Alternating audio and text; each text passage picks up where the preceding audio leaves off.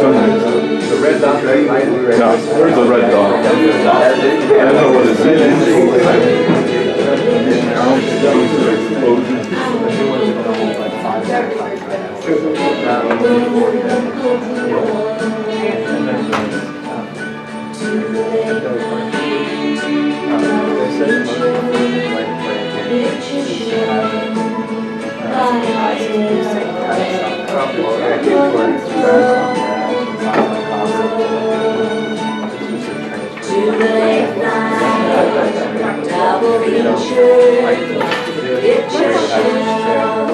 in the back row.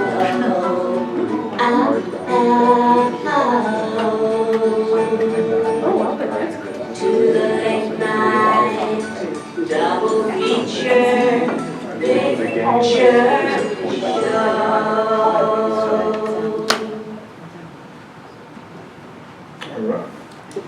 Morning, everyone. Morning. It is morning. Those that are in my class, they know it's morning somewhere. Always.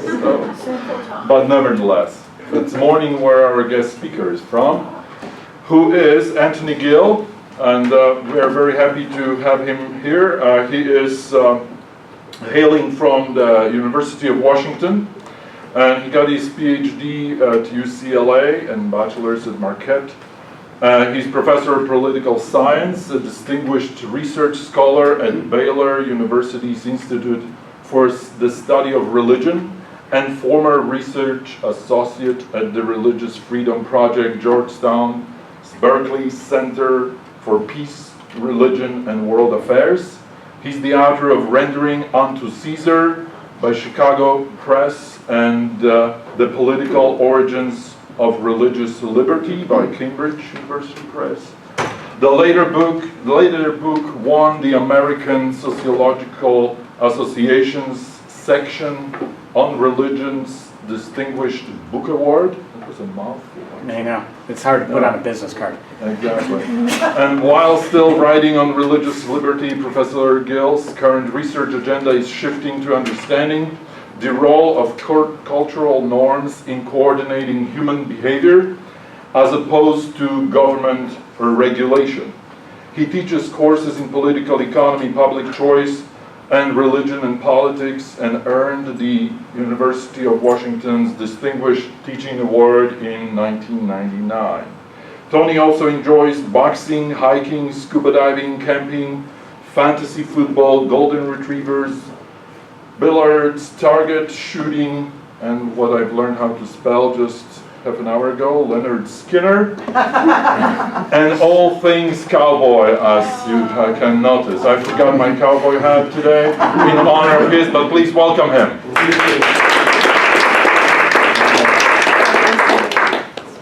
You go ahead and switch there.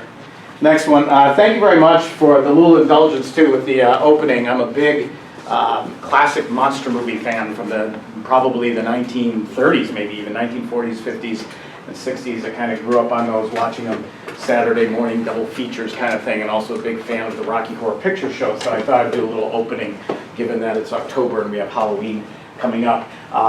Prompted by the fact that Feller Bose asked me to do 2 talks here, so I said, oh, that's a double feature, so that works out really nice. Yesterday we talked a little bit about tipping. Today we're going to talk about something that's a little bit more closer to my major research agenda, which is the issue of religion. And I study religion from a political economy perspective, using a lot of economics to study things. And today I want to talk about the comparative endurance and efficiency of religion from a public choice perspective. And this is all motivated by an interesting question. All of the major religious traditions that are around today, as Andy said earlier, the bigs, right? Christianity, Judaism, Hinduism, Islam, Buddhism, have outlasted every secular governing regime and dynasty by significant margins throughout history.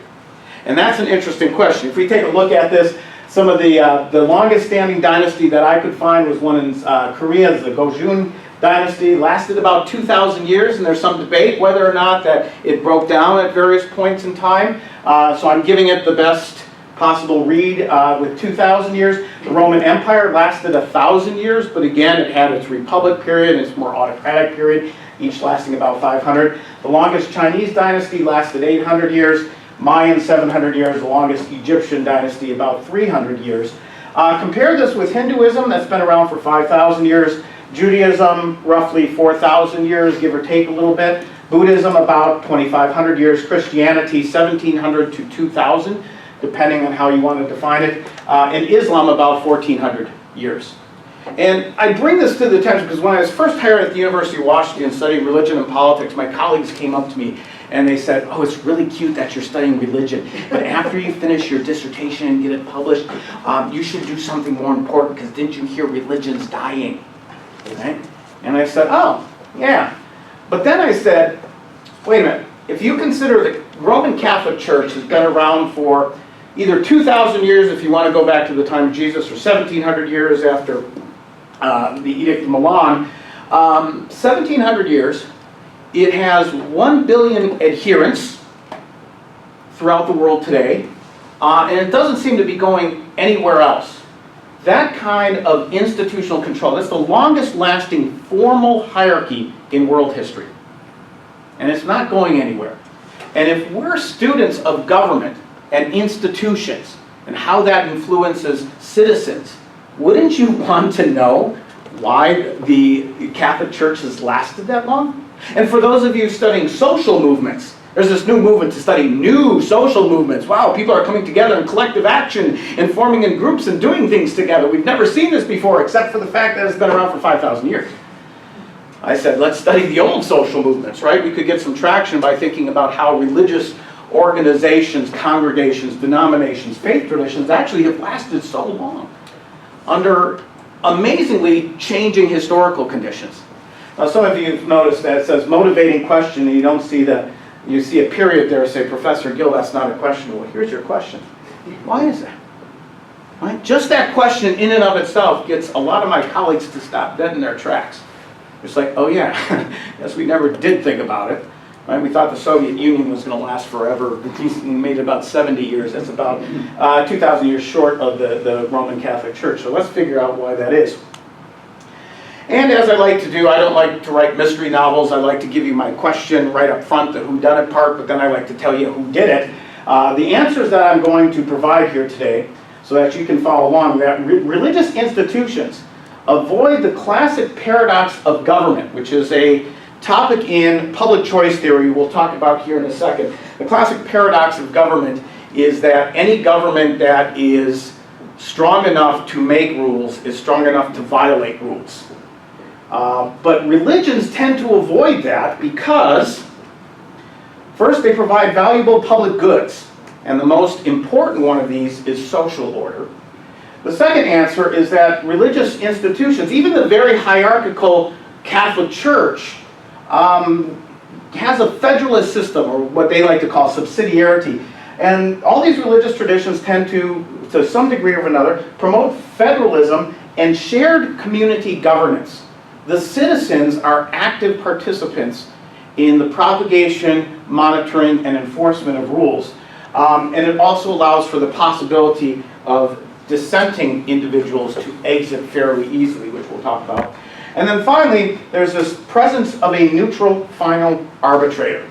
So all of this might still seem a little bit mysterious, but let's walk our way through this presentation, and hopefully I'll convince you of these three things, of why religions have endured comparatively throughout history, and why, at the very end, I'll argue that this is actually a fairly efficient system for organizing human behavior throughout history. So I said this is going to come in the form of public choice theory. I don't know how many of you are familiar with public choice theory, but let me give you a brief primer here. Public choice theory I consider to be the cosmology of political science, or of political economy. It's about the starts. Right? Oftentimes in political science we're interested in how we make laws and things like this. Public choice theory, especially constitutional public choice theory, is interested in how we make the choice to make future choices. How we choose to choose. So even before we make laws and ordinances and regulations, we have to figure out how we're going to make laws, ordinances, and regulations. And so constitutional political theory is kind of anchoring all this, and the basic idea here is that human beings are a mess. You could go back to Thomas Hobbes, life is solitary, nasty, brutish, and short, and human beings need social coordination. Right? Back in the state of nature, before any governments, before anything else, yeah, we're just a mess, kind of running around picking berries, hunting rabbits, and just trying to get along with one another, but oftentimes, somebody, as Hobbes would say, would be in a fairly violent state. Although Hobbes later in Leviathan notes that even though he hypothesized the state of nature would be solitary, nasty, brutish, and short, human beings quickly figured out that's not to their benefit, and they had to figure out ways to survive. So the idea here is that flourishing societies need some mechanism to coordinate our behavior so that we can cooperate with one another, because cooperation leads to social flourishing. Cooperation also leads to peaceful outcomes in general. Not always, but sometimes. There are two general methods that are talked about in political science and economics, or political economy broadly, of how to provide the social coordination. Economists tend to favor something called market coordination. And market coordination is when we discover that we have mutual or compatible incentives, and that it's also very voluntarist here. Because I found out that you want something that I have, you find that I have something that you want, and so we get together and we trade. And prices tend to dictate, where resources are going to be. So it's very voluntarist, it's very decentralized, as long as we have compatible interests, and that it all works out pretty good. The problems, though, with market coordination is that there's oftentimes transaction costs. It's difficult for us to figure out what our compatible incentives are. There's the possibility of fraud and all these other kind of things. It leads to uncertainty and to mistrust. And that is I would argue, one of the biggest transaction costs in society, one of the biggest things that prevents humans from getting together, is that we don't really know what the intentions or motivations of other individuals are. And if you don't know that, you're not as likely to trade with them. So usually, this is how economists start out, and the political scientists then come in with riding on their white horse, and they say, but there's another mechanism for organizing human beings here that kind of solves some of these problems with markets, and that's government, or the state coordination. And state coordination is more coercive. Somebody is in charge, they make a set of rules. These rules usually have bright lines: thou shalt do this and not that. Okay, you're not going to go over 70 miles per hour on the freeway, you're not going to kill somebody, you're not going to steal somebody else's property, etc., etc. Create these very bright lines, and then they monitor them. There's a police force, somebody monitoring that you're behaving according to the rules, and if you don't behave according to the rules, you're punished. And you can kind of see this here in this picture. I like this picture of a medieval fair. You have people coordinating their behavior through markets here. But there's also a government. There's somebody standing up there on stilts, and there's a soldier standing next to this person. This person might be the king, lording over the citizens, the serfs here in the village. And then you have the person with the shield and the sword saying, if you don't behave according to the king's will, we're going to clonk you on the head. We'll put you in the Tower of London, or we'll do something nasty to you. So these are the two things that are mostly talked about in political economy, but many other people, including myself, are becoming more interested in what might be between these things.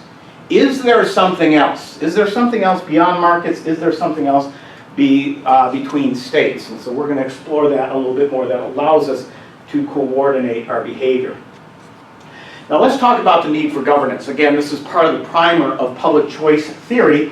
Constitutional public choice notes that some form of governance, of coordinating us human beings as a mess, is needed to help define and enforce property rights for efficiency.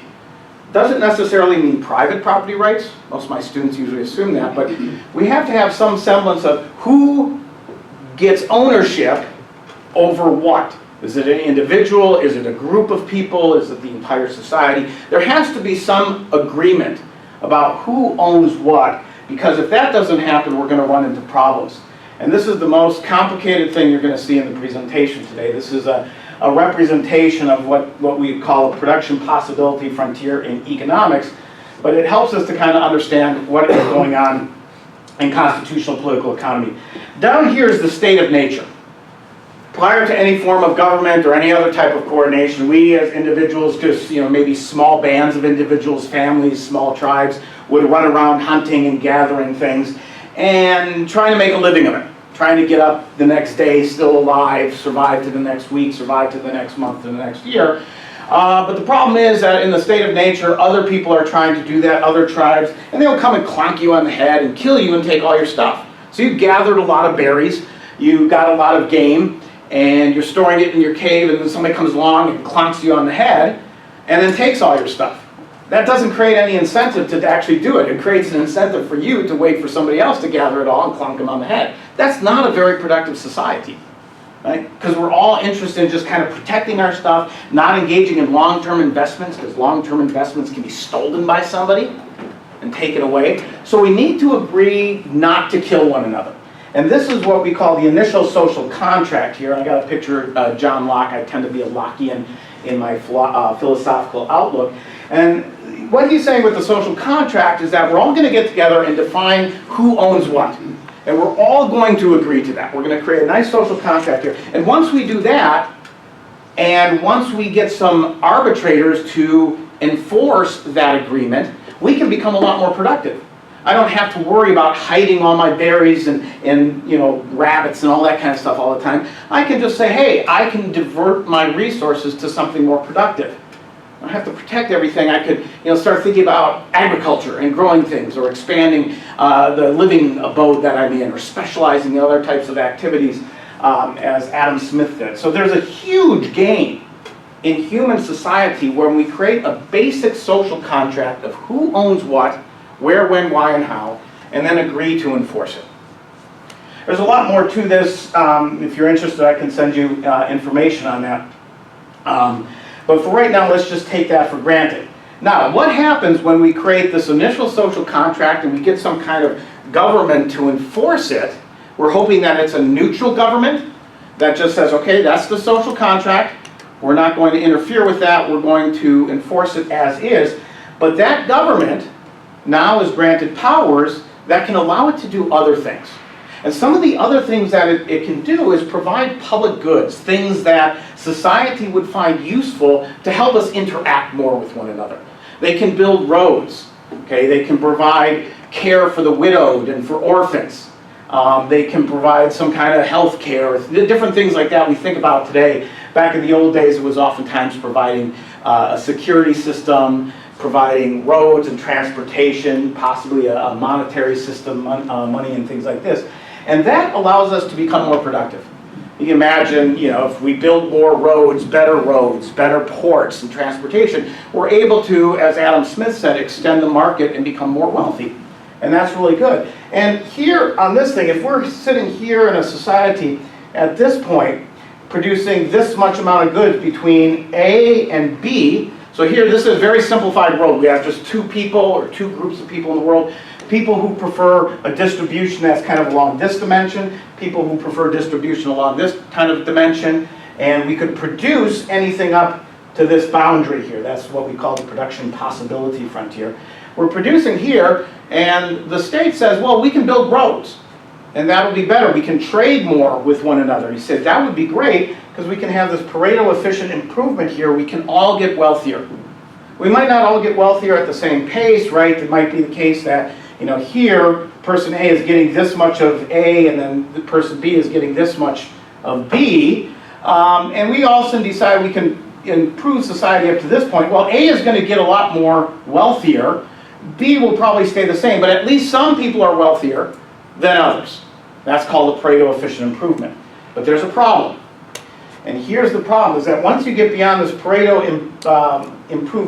efficient improvement arc here, it's possible for tribe A, group A, people A, to actually use the power of government to divert some of the resources to them. So what could happen here is that, okay, we all agreed to this and everybody is pretty good, much better than the state of nature, but all of a sudden, group A uses the power of government to divert resources to them. Now, society in general is better off. Person A is better off, but person B is worse off. And that's a problem. Same thing could happen with person B, right? They could get the levers of power here and get their resources that deprives A of some stuff, but they get more stuff. And this is all kind of political redistribution stuff. This is what we call rent-seeking in political economy. It's using the power of government to divert resources to me rather than you in a non-productive way. It's just a reallocation of resources rather than creation of more resources. Anything within this 90-degree angle is creating more resources. So that's the idea here in constitutional political choice, is that yes, some degree of coordination is important so that we can become better off, but the thing that we create, the Leviathan, the government that we create, can be used for Pareto-efficient improvements, but it also can be used to benefit some people at the expense of other people. So this is where the paradox of government comes in. Anthony de Josset, who was, I believe, a French political economy philosopher, passed away just in the past year, actually had this really interesting thing. He says constitutions, that initial social contract, a constitution, as you think of the U.S. Constitution as the initial social contract here in the United States, are either unnecessary or ineffective. So we spend a lot of time worshiping constitutions and how important these things are, but he says, well, if all people were angels and always cooperative with one another and didn't mistrust anybody, you wouldn't need a constitution. We just all get along. We don't need a set of rules. But we may need one. But if we do create one, and we create an entity that actually enforces it, over time that constitution becomes ineffective. Because the idea here is that with government officials having self-interest, wanting to retain power and to expand their power, it's very possible that the protective state and the productive state actually grow autocratic over time. The people that we entrust with enforcing that initial contract and hoping they do it in a neutral way, realize that they have the power to enforce things in ways that benefit their own self-interest. This might come as a surprise to some people, but politicians oftentimes act in their own self-interest. To get re-elected, to stay in power, they'll favor this group over that group, and they'll divert resources over there one way or the other. And so, the tendency that de Josset said, that any kind of government, this original social contract, will become more leviathanic, like a big monster that actually has its own interest and actually can undermine the quote-unquote will of the people or common good. This was also noted by one of my favorite public choice scholars, James Buchanan, and he said this protective state that's supposed to neutrally enforce the social contract is actually develops its own self-interest, and as a productive state, being able to build roads and other things, starts to alienate the citizenry over time. The idea here is that a state strong enough to enforce that social contract is strong enough to violate it, and violate it in ways that serve its own self-interest or its partisans, its constituents, its cronies in that regard. Mansur Olson, another one of my favorite political economy scholars, wrote a very interesting book called The Rise and Decline of Nations. And it's a somewhat pessimistic book, because he says all nations are going to go through this phase where, at the initial outset, you create this kind of social contract or government and everything runs pretty efficiently. But the state that's entrusted with enforcing this contract increasingly starts favoring different people, and all that kind of thing is inefficient. And the people who turn out to be losers in some respects start to see that the initial contract, not being enforced the way it should be, is no longer good. And eventually the state crumbles on the weight of its inefficiency and the alienation of its population here. And as I just kind of recast this in religious ways, is that the sins of the human executors of the government, the people entrusted with, who wrote the Constitution, who are creating additional laws, becomes the failing of the secular regime. It's like, hey, wait, this was the original rules. You were supposed to be neutral officials, but you're not. And every time there's a government failure to that regard, not only do we blame the people who are violating the rules, we start to think maybe the rules in and of themselves, that initial social contract, is no longer good. And Olson argues over the course of decades and maybe a couple centuries, all governments will eventually collapse under the weight of this, including the United States. And this is, I remember reading this in graduate school, all the people were like, oh, it's really depressing. We thought the United States would live on forever, but it might not. It might not. We might be today in a contemporary environment seeing a lot of people saying, yeah, the people who are running everything are just not playing by the rules right. And this isn't good. You get the sense that a lot of people are kind of disaffected with the way that our government is running now. So maybe Nancy Olson was pretty prescient here. There's also another argument, one of my favorite living scholars, Michael Munger, has about crony capitalism. He says that capitalism has in and of itself this tendency to want to use government to direct resources to its particular interest. Any business wants its interest. They want to put up tariff barriers against foreign automobiles, or they want price floors for their goods and exclusions on other kinds of people, such that the competitors in this marketplace actually are using the power of government to make themselves and society less efficient. And again, a rather pessimistic argument there. When I read Munger, I kind of get sad for a society. But here's what James Buchanan said, and it's one of my favorite books of him called The Limits of Liberty. And this is long, I'll read this to you. He was worried about this paradox of government. He says, is there a way to get out of this? On page 165, I'm sitting here, I'm pretty sad at this point, and he says, if man could but design a God who would punish for violations of man-determined rules, okay, that's the initial social contract, and would at the same time constrain his own impulse to power, right, remain a neutral arbitrator, then stability and progress in social order might be ensured. Only under such scheme of things could the enforcer of the basic constitutional contract, that initial social contract, be made genuinely external to the parties whose separate interests are to be protected without, and at the same time being granted power for potential exploitation on his own behalf. Oh, only if we could have a real neutral arbitrator. And this is what he says here. He says, if all men should accept a God on faith, on the as-if assumption, this is important here, on the as-if assumption that such a God exists, and if all men behave accordingly, we all believe that God exists, or at least we believe as if God existed, formal law embodied in the agencies of what we have called the protective state, which eventually violates the Constitution stuff, need not be observed, abiding by the rules in existence and secure in the prediction that otherwise we'd all follow the same rules, and individuals could survive and prosper in an orderly regime of social intercourse, provided that the rules themselves were tolerably efficient. I read this and I go, yes, James Buchanan, you're talking religion now. Like a page later says, but we don't have that. I go, you gotta be kidding me, we do. James Buchanan was a noted atheist. Or at least a pretty intense agnostic. But I picked up this, I said, let me continue on this. What if all men should accept a God on faith on the as-if assumption that such a God exists, and if all men behave accordingly, formal law, would that then be embodied in the agencies of what we call the protective state, don't have to be observed.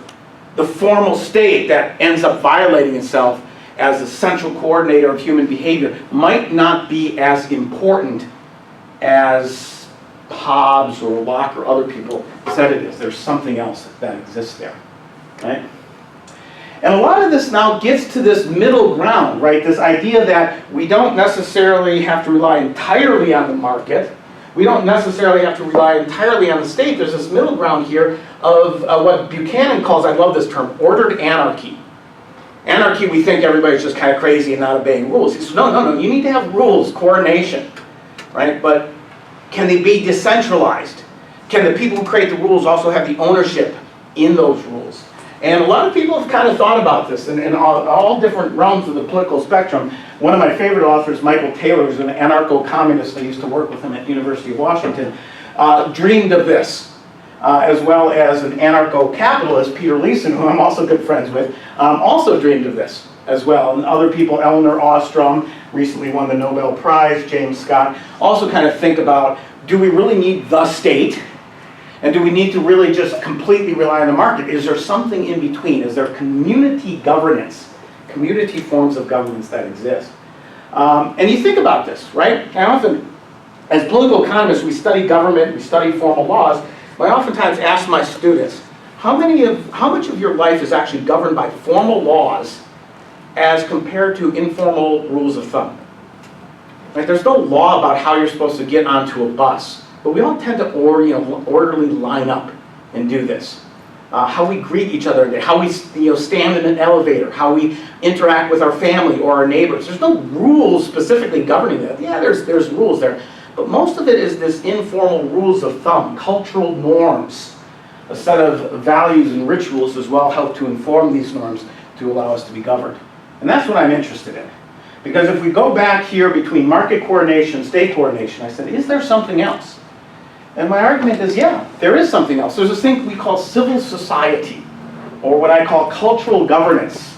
Alexis de Tocqueville talked about this in the early Americas. He says they have such a weak government. They don't have a king or a monarch or anything. But they all kind of get along because they got all these little private associations that do stuff. It's pretty amazing. It's really kind of interesting here. And churches, he mentioned churches. Everybody's in these churches and they're doing things for one another. That's really kind of interesting. So cultural governance or civil society, and for me, I think a lot of civil society emanates throughout history from our religious institutions. And so this gets us to the question of, why is religion as a form of government so enduring? We come back to that question because religion's been around for a long time, helping us to coordinate our behavior. So let's look at the three explanations I posited earlier on. Religions provide public goods. So here's what a religion does. It's a sacred text given to us by God. We don't create this. Now we can argue in reality, is it actually really created? Is it written by human beings or something? But we're operating on the as-if command, or the as-if assumption. 10 Commandments come down from God. Moses says, here they are. Okay? Jesus comes in with these words. Muhammad hears the voice of Gabriel and says, okay, these are going to be the rules. That's from God. That comes from God, right? And the stuff, the rules that we're given, it provides us with this set of common grammar, a set of central values, norms, and rituals that help us coordinate our human behavior. If we're all Christians and we all believe, you know, thou shalt not kill and thou shalt not steal and covet and all that kind of stuff, I see you're a Christian, you see I'm a Christian, we can kind of trust one another. It alleviates problems as trust. In many ways, these rules function as that initial social contract. It functions, religious institutions function as what we call that protective state under public choice theory. And it helps us reduce uncertainty, which I consider to be the biggest transaction cost. The biggest thing that stands between you and me in terms of getting along with one another is that I don't know your intentions, you don't know mine. So how do we alleviate that mistrust? How do we alleviate that uncertainty? And I like to think about this in terms of European history. The medieval Europe was just a mess. There was no central government. Yeah, Holy Roman Empire, but it was neither holy nor Roman nor an empire.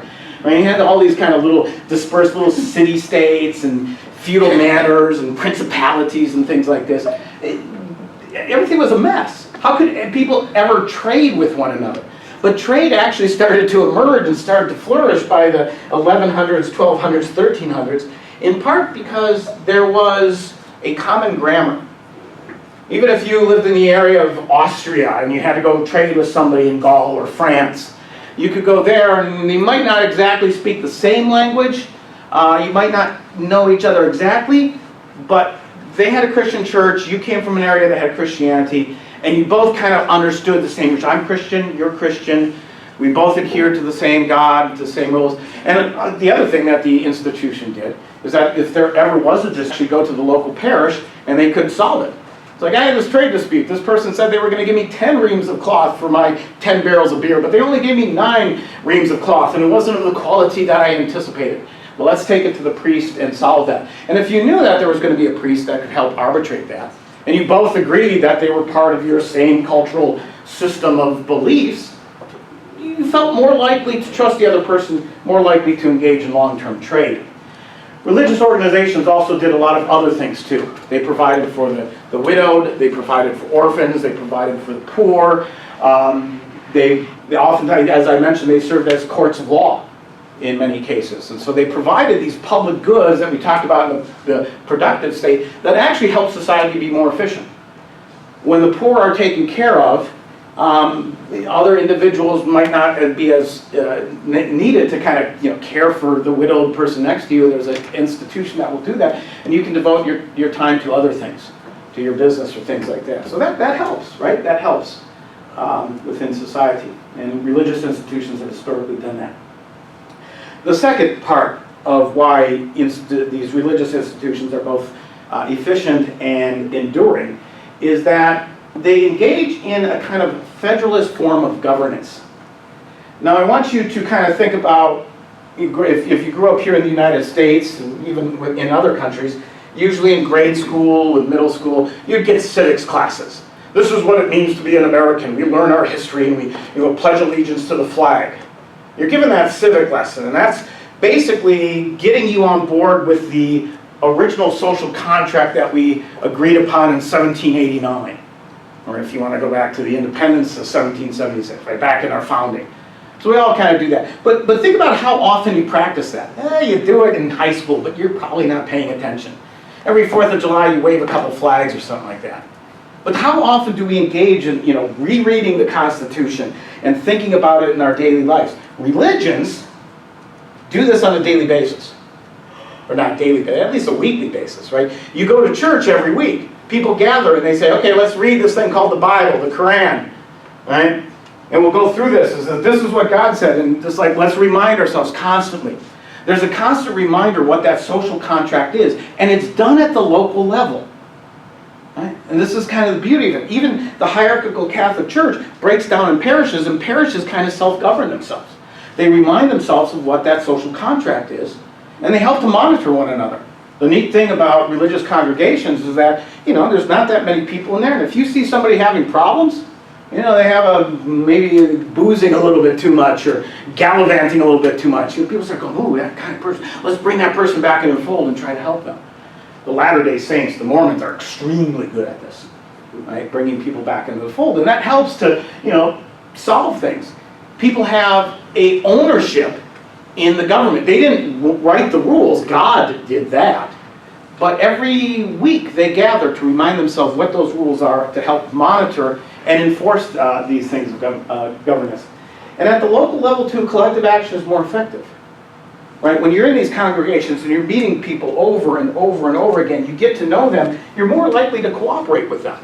So if the society or your local community ever needs assistance, if there's some kind of disaster or people get in, a certain group of people get into a bad situation or something, the community can easily cooperate and get together and right that situation. A lot of good things happen within congregations that solve problems that otherwise would go unsolved. On top of this, the governance at the local parishes or congregation, if it's a Jewish congregation or if it's a mosque in Islam, etc., they can harness local knowledge. They kind of know their community better than people in a far-off, distant land, than the king up on top of the hill. The local people know what needs to be done. My little hometown of Duval, Washington now is being flooded. And it was amazing, just watching on Facebook, there's this little pumpkin patch that everybody loves, and they knew that the floodwaters were coming, and a whole mess of people, organized through church efforts, went and saved the pumpkins. And it was really kind of cool to actually see that, and they knew what to do, right? And compared to if we had asked Olympia or Washington, D.C., FEMA, what should we do? The flood is coming. They wouldn't know to get the pumpkins out of the way. They wouldn't know to move the sheep out of the valley up to, the paddock up on the hill and things like that. So local knowledge is harnessed there. And the other thing here too, and I'm still working this one out, as compared to a government that, as Max Weber famously defined as a monopoly over coercion within a geographic boundary, it's difficult to exit a government, a secular government, if you don't like it. You really have only the option of overthrowing it. This is what leads to the collapse, as Mansur Olson said, of nations eventually. But culturally speaking, churches don't really have a geography. Yes, they're located within certain areas, but it's also just kind of the soft governance of adhering to certain rules, and you can kind of opt out of that. And it's kind of easier to break away that churches or religious organizations actually schism quite a bit, and they form different groups. And you could actually kind of opt out of the system and free ride on this, unlike you could in some of the secular governments which force you to behave that. So religions oftentimes allow for this schismatic behavior that diffuses a lot of tensions, whereas states rarely do. It's very rare for states to split apart when people don't like it and to do it non-violently. It usually, historically, comes with a lot of violence. It does too with religions. I'm not saying it doesn't happen, but on average, religions kind of solve this problem a little bit better. And then the final thing here. Remember what Buchanan says about that as if we had our government, our social contract given to us on high from a neutral arbitrator who we know would have no self-interest.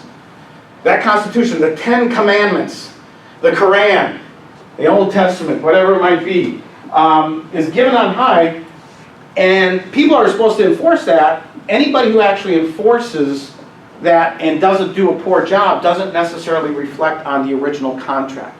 Whereas if human beings are known, like in the United States, human beings wrote the Constitution, but those were flawed human beings. There's a lot of talk nowadays about the flaws of the founding fathers here in the United States. Now we reflect that upon the Constitution. They were flawed individuals, and they gave rise to a flawed document. And the people who then monitored it in the subsequent 200 years, 240 years since then, are also flawed individuals.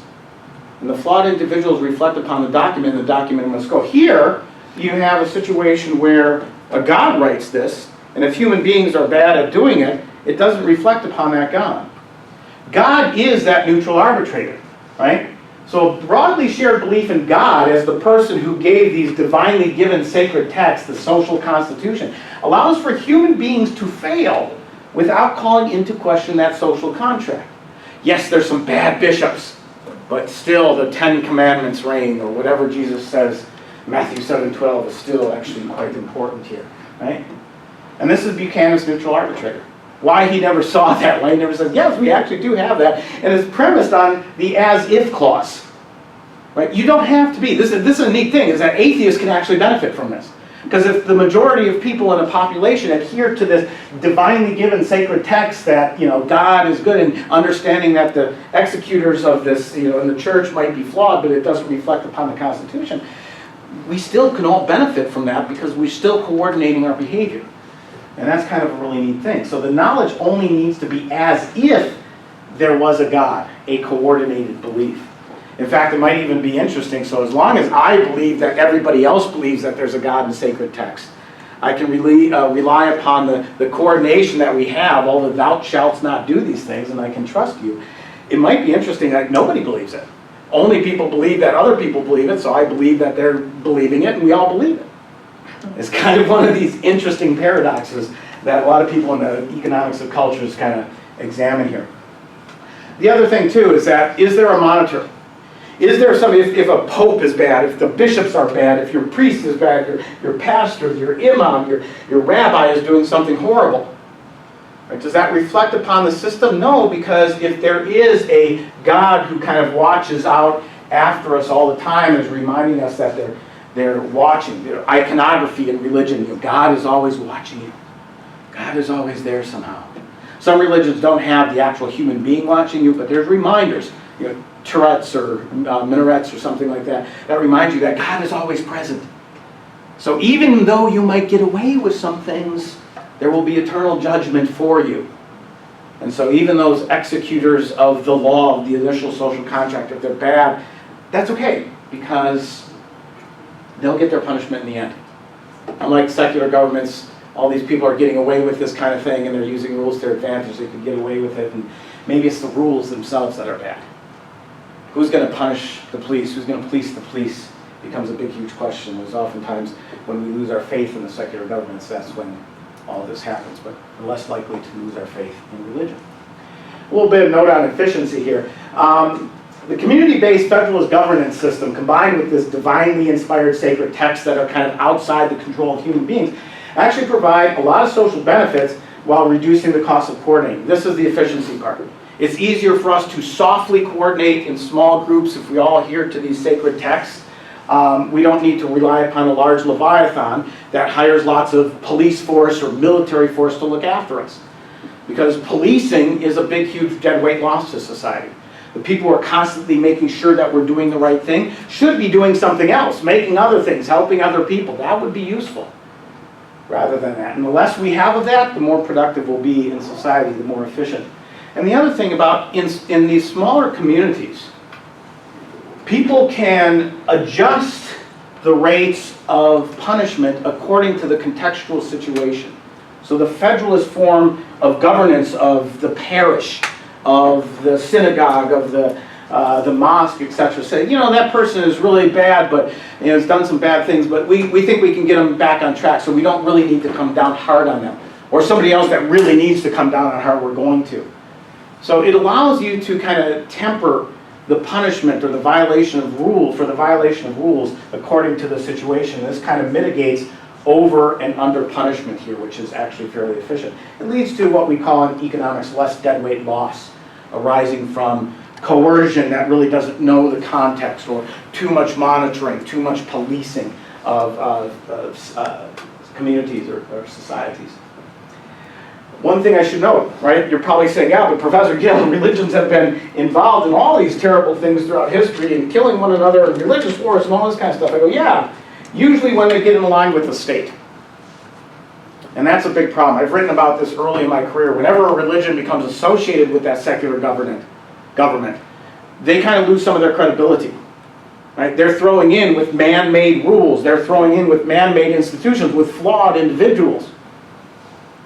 And if those individuals show themselves to be flawed, then all of a sudden the religion itself might be flawed as well. Very, very dangerous, I argue, for churches or any kind of religious organization to become affiliated with secular states, right? And that becomes very problematic here.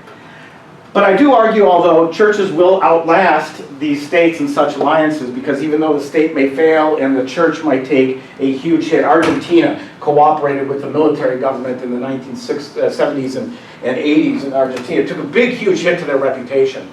But still there was that neutral arbitrator, the God and the sacred texts that are outside the touch of human beings. Yes, the bishops and the archbishops in Argentina in the 70s and 80s were really flawed and threw in with a bad cast of characters. But still, the Bible still is good. It's just those people kind of did. So in the long term, churches will tend to outlast states and such alliances, although it's always bad to get associated with this. I like to say that in politics there's a lot less piety and more power. Secular politics is about who can control one another.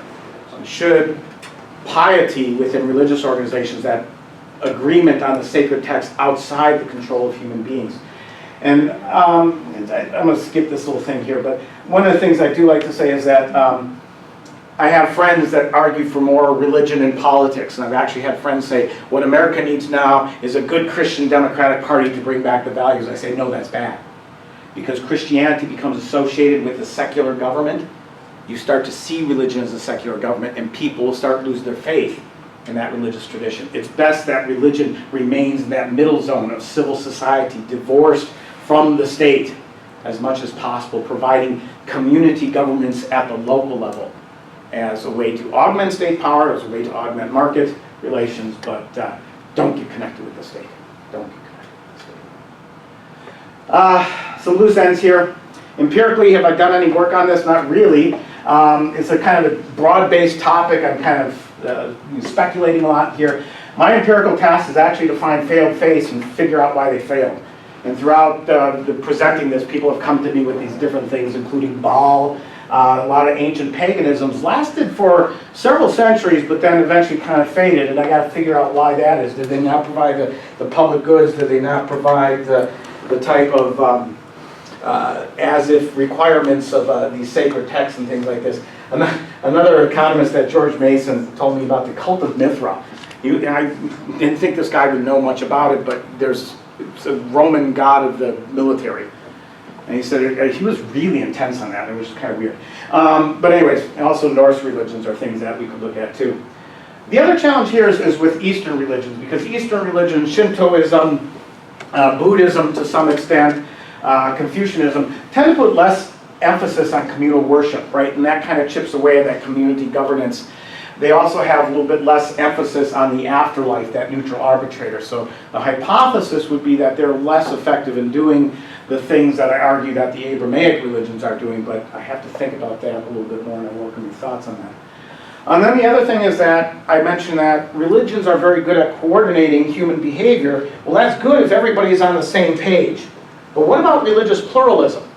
Peter Berger, in his famous book, The Sacred Canopy, argued that the more and more you get different religions together, people will start to believe that no religion's right. It's like, you know, I think my faith is, but there's all these different faiths around me. Maybe I'm the one who was wrong in that. He's since recanted, well, he's since died, but he did recant his thesis there. He says, actually, religious pluralism does make people stronger And it's kind of important to figure out why that is. It strengthens their faith. And it might be because so long as you have a genuine, or I say a widespread view of tolerance within society. I think tolerance is one of the most important norms that human beings can have. As long as you have that tolerance and you understand that even amongst Christians, between Christians and Jews, between Jews and Muslims, between Muslims and Christians, and all of us together, and Buddhists and Hindus, we all share some kind of similarities. And most religions do have some degree of similarities, especially amongst the Golden Rule. We can actually still coordinate our behavior that way. And it seems that today people are trusting more religious people than specific denominations.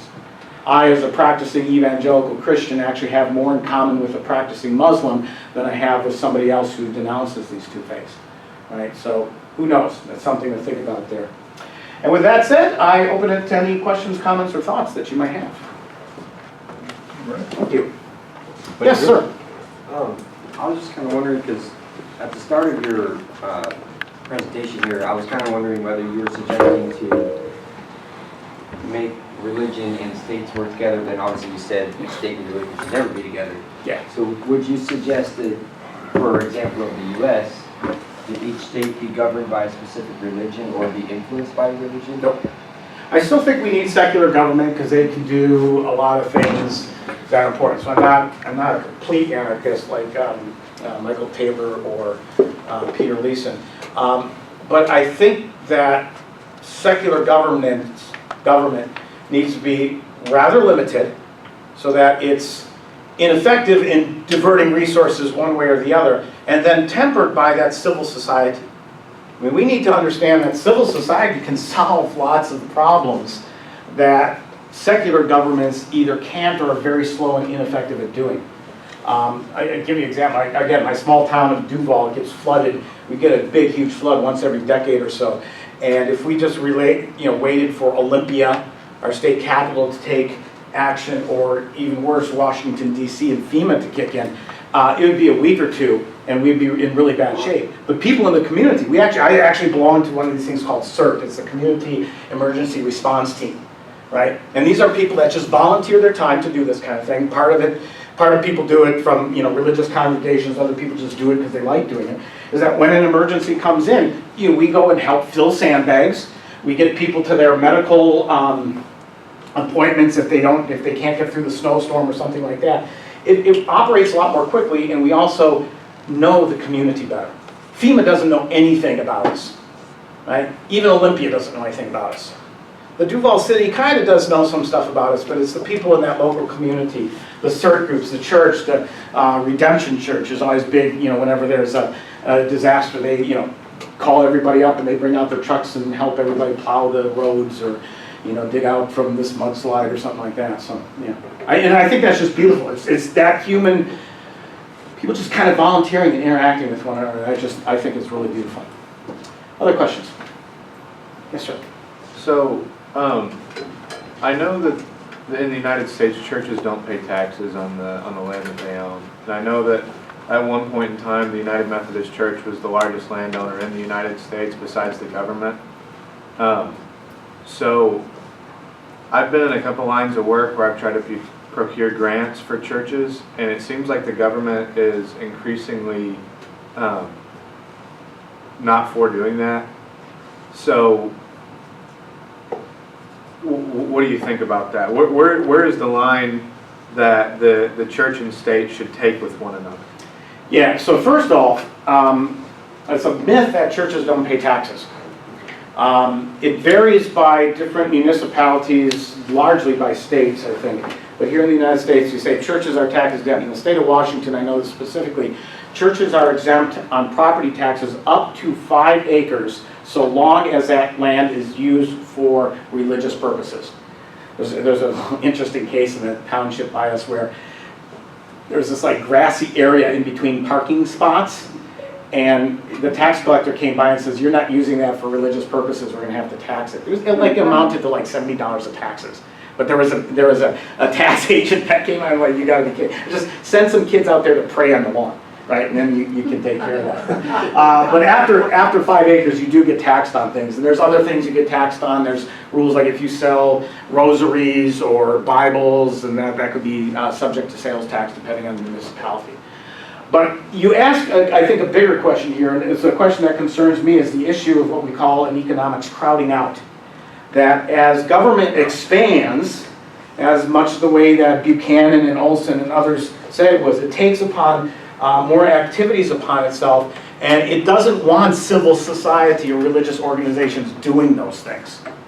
And in fact, I argue in a separate paper, the fact that churches are tax exempt works against them. Because if you're in a growing area where property rates are rising, demands upon infrastructure are rising, and governments want more tax revenue, that 5 acres of land that you're sitting on can go to a nice little high-rise, maybe a 4 or 5 story building, and it can bring you in tens of thousands of dollars of income in that time. And that's oftentimes why churches are kind of biased against. In Seattle, the Union Gospel Mission that does a lot of homeless outreach and stuff like that is sitting on some prime real estate in Pioneer Square.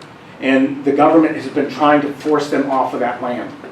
And it's not good, but they provide a lot of services, but again, the government wants that kind of revenue. So there is that kind of crowding out. You're seeing that, right? And there's pushback, and at various points in time, there's these efforts that, governments sometimes realize civil society is good at doing things, and they will oftentimes pair up with local communities or local religious communities and other groups to actually solve problems. Actually, there was I think it's the Heartland Institute that's here in Indiana, has been focusing on lots, like in Indianapolis, they've been pairing up with religious communities or studying religious communities that pair up with government to deal with the opioid crisis and heroin and all that kind of stuff.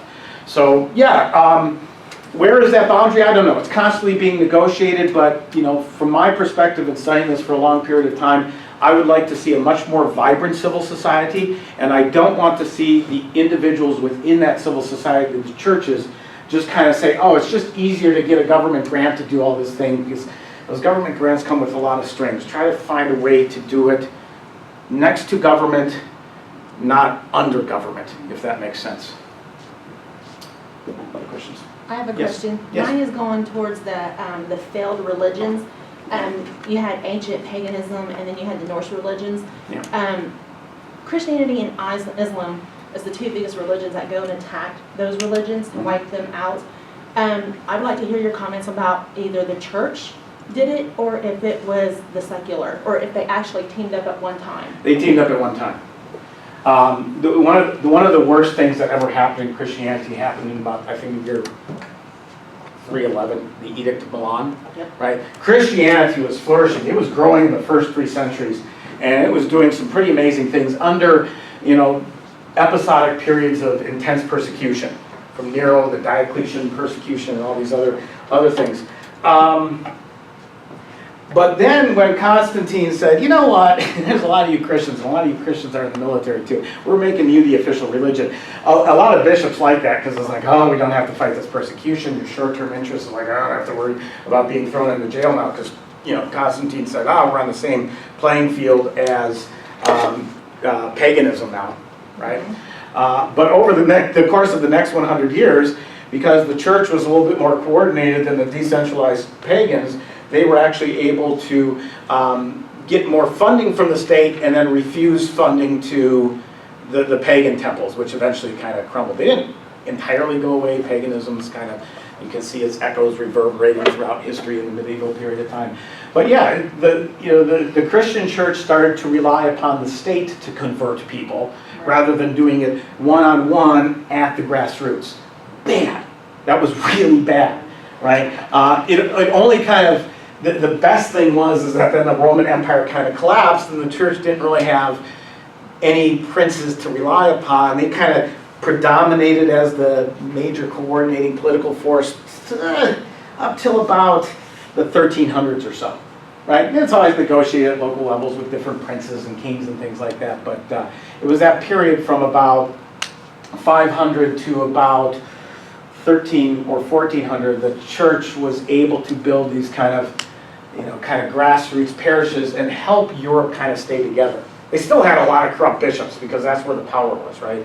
But nonetheless, it persevered at the local level and probably did Europe a world of good when it came to eventually economically developing. So, yeah. Still have time for a final question? One more. Just to follow up on what you just said, I think it was 1453 where the Byzantine Empire finally fell to a neighboring religious group, Islam. Yep. Right? And in the Byzantine Empire, the church and the state were very intertwined. Yeah, there was that. I'm also thinking of the investiture crises. The church had the upper hand, but by 1492 it was Isabel and Ferdinand in Catalonia, or in Spain, that actually subjugated the church. And the church willingly said, yes, state, give us all these benefices, or these wonderful benefits that you can have. Because short-term interest, even among the most pious person, if somebody's going to agree to pay for you and take care of you, much like professors, we're not very much different than the clergy, and unfortunately, we get a little bit too comfortable with governments taking care of us too much. We get lazy sometimes. But I try not to be, and try to give these talks to all of you. And I thank you all for coming and inviting me out to this. It's been a wonderful experience here. Thank you. Thank you again for your talk. Thank you, guys. Thanks. I think we have some refreshments outside, and you can still ask Professor Gill a question, but he is on his way to the airport shortly. But if you have a pressing question, you can come and talk to him.